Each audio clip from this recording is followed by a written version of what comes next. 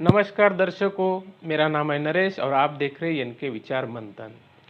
दर्शकों, जैसे आप जानते हो कि सतलोक आश्रम की तरफ से पूरे विश्व को निमंत्रण दिया गया है। जो सतलोक आश्रम में जो कार्यक्रम चालू है, कबीर साहब जी का निर्वाण दिवस, संत रामपाल जी महाराज जी का बोध दिवस, और वैसे भी साल में 6 तरह के कार्यक्रम वहाँ पर होते हैं, 3-3 दिन के, जिसमें सभी विश्व को आमंत्रित किया जाता है। तो इस बार भी इस साल का पहला कार्यक्रम वहाँ पर कबीर साहब जी का निर्वाण दिवस 6, 7, 8 फरवरी को है, और उसके बाद 15, 16, 17 फरवरी को संत रामपाल जी महाराज जी का बोध दिवस है, जिस कार्यक्रम में पूरे विश्व को आमंत्रित किया जाता है। तो आपको मैं बताना चाहूँगा कि अगर आप सतलोक आश्रम में जाते हो तो आपको किस चीज़ का ध्यान रखना है, इसके बारे में आज हम इस वीडियो के माध्यम से जानने वाले हैं। तो जहाँ पर जैसे लाखों लोग इकट्ठा होते हैं, तो वहाँ पर हमें लगता है कि वहाँ पर हमारे लिए क्या सुविधा है, हमारे लिए क्या वहाँ पर प्रबंध किए हैं, तो ये हमारे मन में आता है। तो हम सोचते हैं कि कौन सी चीज़ें हैं हम साथ में लेके जाए, कौन सी चीज़ है जो ना लेके जाए। अगर हम वहाँ पर जाते हैं तो हमारी पूरी देखभाल होती है या नहीं, या हमें जिस चीज़ की आवश्यकता होती है वो चीज़ें वहाँ मिलती है नहीं, तो ये हमारे दिमाग में आता है। तो कई बार तो ऐसा होता है कि ऐसी बातों को लेकर हम वहाँ पर जाना भी छोड़ देते हैं, मतलब वहाँ पर जाने का टाल देते हैं। लेकिन हम आपको बता दें कि सतलोक आश्रम जो है संत रामपाल जी महाराज जी के, जैसे पूरे भारत में 13 से ज़्यादा सतलोक आश्रम बने हैं, और वहाँ पर लाखों की संख्या में श्रद्धालु आते हैं, जिसमें संत रामपाल जी महाराज जी के अनुयायी भी रहते हैं, और आप जैसे सारे लोग भी वहाँ पर आते हैं, और सभी को वहाँ पर बुलाया भी जाता है, निमंत्रण दिया जाता है टीवी के माध्यम से, समाचार पत्र के माध्यम से, जैसे भी पॉसिबल होता है उस तरीके से। तो अगर वहाँ पर आप जाते हैं तो आपको कौन सी चीज़ों का ध्यान रखना है। पहली बात तो आप वहाँ पर जाने की अगर सोच रहे हो तो आप बिंदास वहाँ पर जाओ, कोई आपको दिक्कत नहीं है। लेकिन आपको किस चीज़ों का ध्यान रखना है इसके बारे में आप जान लीजिए। जैसे आपको जो है वहाँ पे कोई खर्चा नहीं आने वाला है, मतलब जैसे आप कहीं पर जाते हैं तो बहुत सारे चीज़ें ऐसी होती है जो हमें दी पड़ती है, लेकिन वहाँ पर ऐसा कुछ नहीं है। आपको वहाँ पर खाना बिल्कुल फ्री में मिलता है, और वो भी शुद्ध देसी घी का खाना वहाँ पर आपको फ्री में मिलता है। आप कितना भी खाना खाओ, आपको कोई वहाँ पर रोकेगा नहीं, टोकेगा नहीं। तो आपको वहाँ पर कहीं पर आप वहाँ पर आप खाना खा सकते हो। दूसरी बात, आपको वहाँ पर नहाने का पानी, अगर आपको गर्म पानी चाहिए तो गर्म पानी, ठंडा पानी चाहिए तो ठंडा पानी, साबुन, तेल, बिल्कुल आपको बिल्कुल वहाँ पे फ्री मिलता है। आपके लिए स्पेशल टॉयलेट वहाँ पे रहते हैं, बाथरूम वहाँ पर रहते हैं जो पक्के बने हुए हैं। मतलब वहाँ पर आपको कपड़े धोने के लिए साबुन, और नहाने के लिए बाथरूम, ठंडा पानी, गर्म पानी, सभी चीज़ें वहाँ पर उपलब्ध है, जो एकदम निःशुल्क है। और फिर आपको रात को जैसे आराम करना है, सोना है, तो आपको गद्दी वहाँ पर मिलती है, रजाई मिलती है, तो वो भी बिल्कुल आपको फ्री में मिलती है। और वहाँ पर आपको अगर चाय पीनी है, बिस्किट खाना है, तो आप दिन भर में कितनी भी चाय पी सकते हो, कितनी भी बिस्किट वहाँ पर आप ले सकते हो। और अगर आपको कोई तकलीफ है या कोई आपको दर्द हो रहा है, तो छोटी मोटी जो प्राथमिक जो उपचार होता है, जो दवाई होती है, वो भी वहाँ पर फ्री में मिल जाती है, उसका कोई पैसा नहीं लगता है।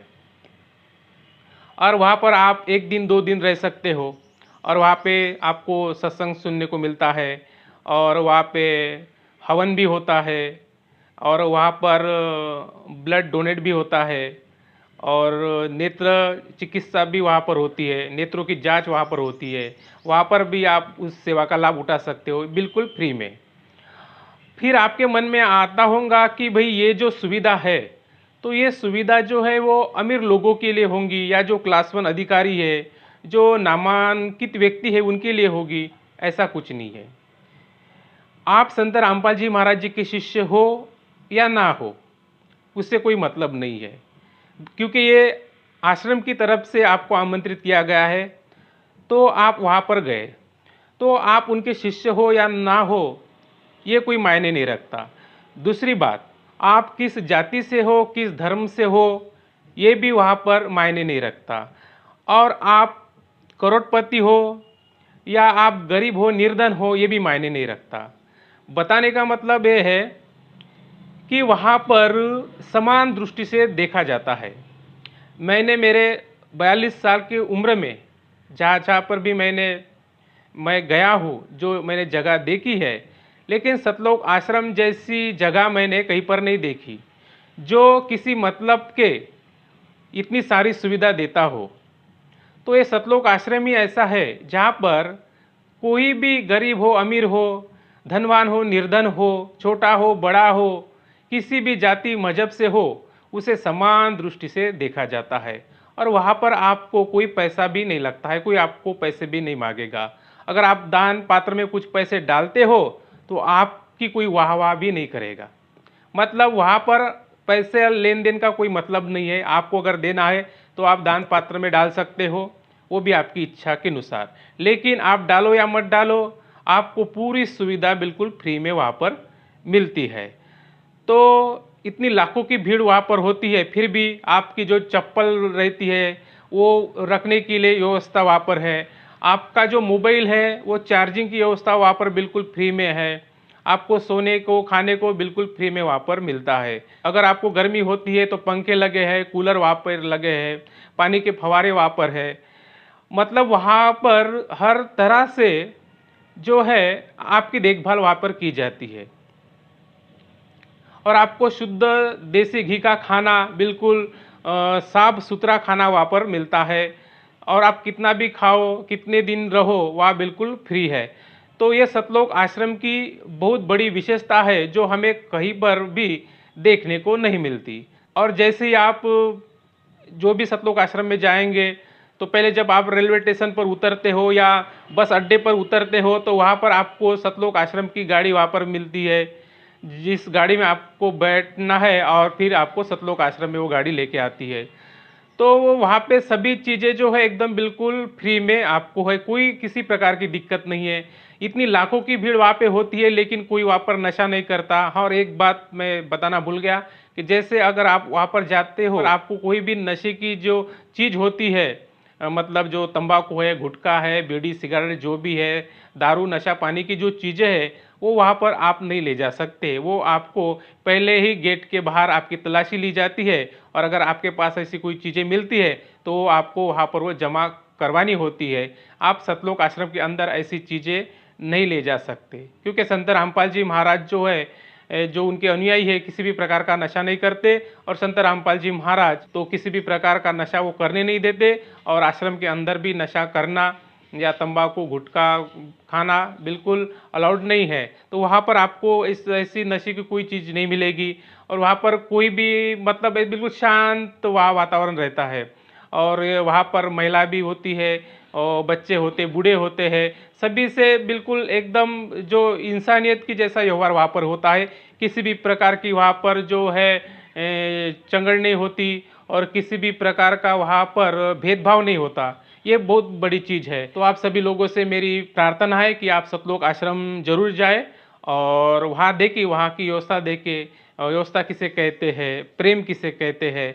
और वहाँ पे आपको पूरे जो हमारे शास्त्र है, 4 वेद, 6 शास्त्र, 18 पुराण, श्रीमद् भगवद गीता, कुरान शरीफ, बाइबल, गुरु ग्रंथ साहिब, कबीर वाणी और जो संतों की वाणी है, इनके आधार पर वहाँ पर संत रामपाल जी महाराज जी के सत्संग आपको सुनने को मिलेंगे। और वहाँ पर जो है रमेनी, मतलब जिसे हम विवाह कहते हैं, शादी कहते हैं, वो भी बिल्कुल किसी भी जो पाखंडवाद से दूर होके वहाँ पे शादी होती है। किसी भी प्रकार का वहाँ पे लेन देन नहीं होता है।